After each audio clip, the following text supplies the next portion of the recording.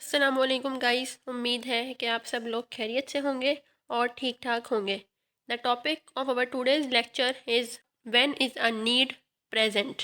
Last lecture में हमने kinds of need को डिस्कस किया था। हेनरी मुरे ने जो काइंड्स ऑफ नीड दी थी, ठीक है। आज हम ये देखेंगे कि नीड कब प्रेजेंट होती है। When is a need present? How a personologist know when a particular need is operative in behavior? ठीक है, पर्सनोलॉजिस्ट को कैसे पता चले कि कौन सी पर्टिकुलर नीड जो है आपके बिहेवियर में कब ऑपरेट हो रही है। ठीक है, मतलब जैसे हमारे जो पर्सनोलॉजिस्ट होते हैं, अगर आप उनके पास जाओ उनसे पूछने के लिए कि आप बताएं कि अभी मतलब मुझ में जो है वो कौन सी नीड जो है वो ऑपरेटिव है, या अगर पर्सनोलॉजिस्ट ये जानना चाहता है कि अभी इस इंडिविजुअल में जो है वो कौन सी नीड है, ये बंदा क्या चाहता है, ठीक है, तो कैसे पता चलता है। So according to Henry Murray ने मतलब क्या बताया कि आप कैसे पता कर सकते हो कि एक इंडिविजुअल में इस वक्त कौन सी नीड जो है वो ऑपरेटिव है। So Henry Murray proposed 5 criterion by which needs can be recognised. Henry Murray ने जो है वो 5 क्राइटेरियन जो है वो प्रोपोज किए थे, जिसकी मदद से हम ये देख सकते हैं कि एक इंडिविजुअल में कौन सी नीड जो है वो ऑपरेटिव है। So first is the consequence और end result of the mode of behaviour involved. ठीक है, हेनरी मुरे ने सबसे पहले ये बताया कि इंडिविजुअल का जो मोड ऑफ बिहेवियर है, ठीक है, उसके कॉन्सिक्वेंसेस और उसके एंड रिजल्ट से हम ये रिकॉग्नाइज कर सकते हैं कि इस इंडिविजुअल में कौन सी नीड प्रेजेंट है। मतलब अगर कोई इंडिविजुअल बिहेवियर करता है, ठीक है, कोई बिहेव कर रहा है, और उसके जो रिजल्ट्स हैं या उसके जो कॉन्सिक्वेंसेस हैं वो हमें बताते हैं कि इंडिविजुअल में कौन सी नीड प्रेजेंट है। For example, I student with high need for achievement, he consistently get an A grade in the final papers।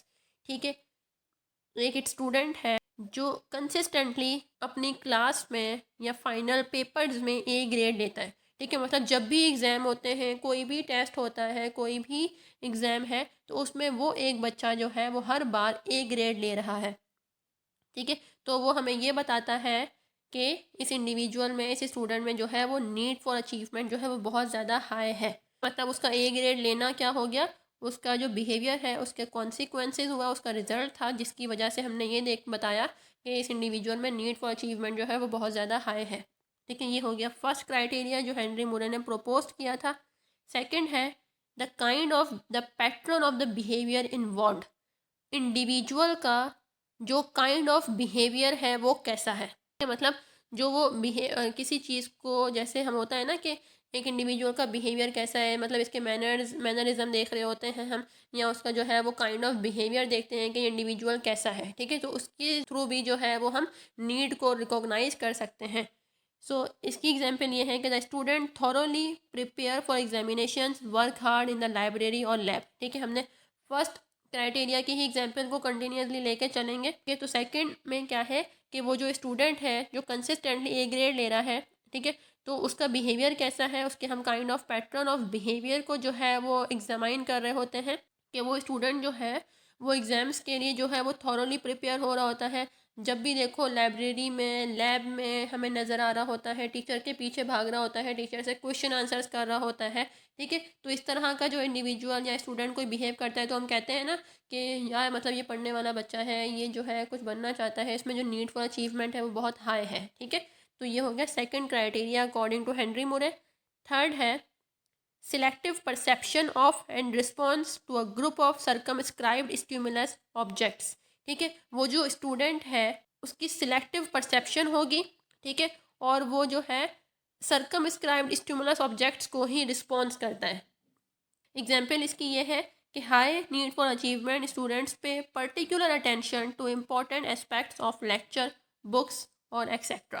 ठीक है, जो स्टूडेंट है जिसमें नीड फॉर अचीवमेंट बहुत ज़्यादा हाई है, तो वो ड्यूरिंग द क्लास जो है वो इम्पॉर्टेंट लेक्चर के जो एस्पेक्ट्स होते हैं, ठीक है, उस पर ही पर्टिकुलर अटेंशन या जो है वो पे कर रहा होता है। ठीक है, मतलब उसकी एक सिलेक्टिव परसेप्शन होती है। ठीक है, जैसे कभी कभी होता है ना कि आप क्लास में बैठे हुए होते हो और एक स्टूडेंट, जब मतलब कोई टीचर, कभी कभी ऐसा होता है कि टीचर जो है वो लेक्चर से हट के कोई बात कर देता है। ठीक है, मतलब कोई बाहर की या इधर उधर की बातें करना कुछ टीचर होते हैं जो शुरू कर देते हैं, ठीक है। उस तो उनमें अगर हम वो इंडिविजुअल हैं जिसमें नीड फॉर अचीवमेंट जो है वो बहुत ज़्यादा हाई होगी, तो वो उसको इतनी मतलब सीरियस नहीं ले रहा होता, ना उसको सुन रहा होता है, ठीक है, क्योंकि उसको उस चीज़ में इंटरेस्ट नहीं होता है, वहाँ उस चीज़ को वो परसीव नहीं करना चाहता है, तो इस वजह से वहाँ वो अपनी अटेंशन नहीं दे रहा होता है, ठीक है। लेकिन जैसे ही वो सर वापस जो है वो लेक्चर पे आते हैं, ठीक है, वो लेक्चर की बात करना स्टार्ट करते हैं या बुक्स के बारे में कोई बात करते हैं, तो वो स्टूडेंट जो है वो जल्दी जल्दी जो है उसको नोट कर रहा होता है, उसके ऊपर टेंशन जो है वो उसकी बढ़ जाती है एकदम से। तो इसके थ्रू भी जो है वो हम ये देख सकते हैं कि उस इंडिविजुअल की जो है वो परसेप्शन या उसका जो रिस्पॉन्स है उसके थ्रू भी हम ये रिकॉग्नाइज कर सकते हैं कि इस इंडिविजुअल में नीड कौन सी प्रेजेंट है। फोर्थ क्राइटेरिया हेनरी मुरे ने दिया था कि the expression of a characteristic emotion और फीलिंग, जो इंडिविजुअल है वो इमोशन और फीलिंग को एक्सप्रेस करता है, ठीक है। जैसे I want an A in this course so much I can taste it, ठीक है। मतलब जब अगर एक इंडिविजुअल, जैसे हम उसी नीड फॉर अचीवमेंट की एग्जांपल को लेके चलें, तो स्टूडेंट ने जो नीड फॉर अचीवमेंट उसमें जो बहुत ज़्यादा हाई थी तो उसने ए ग्रेड ले लिया, ठीक है। अब वो बताता है आई वॉन्ट एन ए, मैं ए ही लेना चाहता था, अब मैंने ए ले भी लिया है, ठीक है, इसलिए मैं बहुत ज़्यादा खुश हूँ, ठीक है। इस तरह से मतलब उसके इमोशंस और उसकी फीलिंग्स के थ्रू हमें ये पता चल जाता है कि उसमें कौन सी नीड प्रेजेंट है, ठीक है। तो वो फीलिंग्स को या अपने इमोशंस को इस तरह से एक्सप्रेस कर रहा होता है कि हाँ भाई, इस बंदे ने बहुत ज़्यादा हार्ड वर्क किया था, इसी वजह से जो है इसने एक जो है वो लिया है अपने कोर्स में, ठीक है। तो इस तरह से ये फोर्थ क्राइटेरिया है। लास्ट जो क्राइटेरिया है हेनरी मुरे ने जो प्रपोज किया था कि आप नीड को कैसे रिकॉग्नाइज कर सकते हो, so is the manifestation of satisfaction associated with the attainment of a certain effect और the manifestation of dissatisfaction associated with the failure to attain a certain effect, ठीक है। एक इंडिविजुअल जो एक सर्टेन इफेक्ट अटेन करना चाहता था, मतलब एक चीज़ हासिल करना चाहता था, ठीक है, लेकिन और उसको अगर वो चीज़ हासिल हो जाती है तो वो क्या है, एक सेटिस्फेक्शन सी जो है वो एक्सप्रेस करता है, शो कर रहा होता है अगर वो चीज़ हासिल हो जाती है, ठीक है। लेकिन अगर उस इंडिविजुअल को वो चीज़ जो है वो हासिल नहीं होती है, वो उसमें फ़ेल हो जाता है, उस सर्टेन इफेक्ट को अटेन करने में फ़ेल हो जाता है, ठीक है, तो वो डिससेटिस्फैक्शन जो है उसमें मैनिफेस्ट होती है, वो एक्सप्रेस कर रहा होता है, ठीक है। जैसे एग्जाम्पल है, attaining an A should result in wow and a feeling of satisfaction, ठीक है। एक इंडिविजुअल है वो ए ग्रेड अटेन करना चाहता था, तो उसने वो ए ग्रेड अटेन कर लिया, जिसके रिजल्ट में वो कहते हैं wow I get an A, और फिर मतलब एक सेटिस्फैक्शन वाली फीलिंग जो है वो एक्सप्रेस कर रहा होता है, ठीक है। और दूसरी तरफ failure to attain the much wanted grade में result in expression of deep disappointment and dissatisfaction.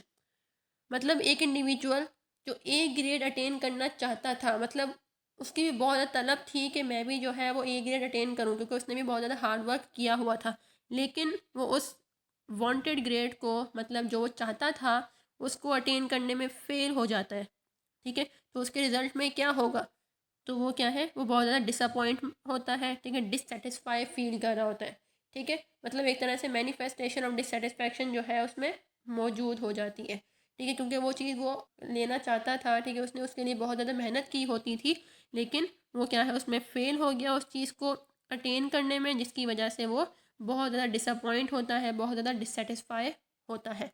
तो हमें इससे पता चल जाता है कि उसमें वो चीज़ मौजूद थी, ठीक है, वो नीड थी लेकिन उसकी फुलफ़िल नहीं हुई। सो दैट वाज अबाउट कि हम कैसे जो है एक इंडिविजुअल में कौन सी नीड प्रेजेंट है उसको कैसे रिकॉग्नाइज कर सकते हैं अकॉर्डिंग टू हेनरी मुरे।